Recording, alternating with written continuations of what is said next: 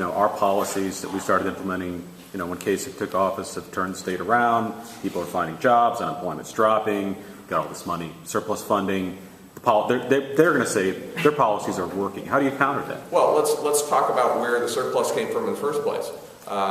Local government has been hit extremely hard. So we're talking about jobs. What about all the jobs that were lost in law enforcement? How many police officers have been laid off in the last couple of years?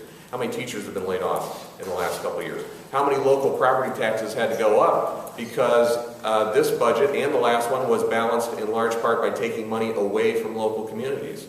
So when they talk about not raising taxes, first of all, they're raising sales taxes and eventually property taxes in this budget.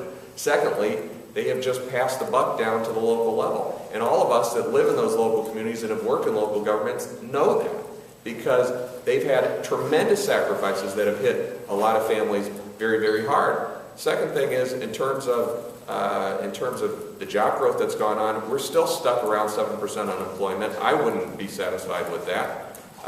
We've had some good months in terms of job creation. We've had some terrible months in job creation. If you look at the last year, as an example, our job creation numbers in about the last year have been almost completely flat.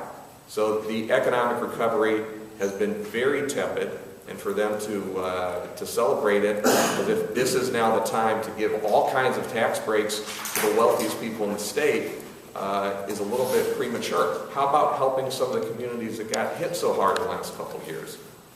That might be a better use for the surplus that has been accumulated.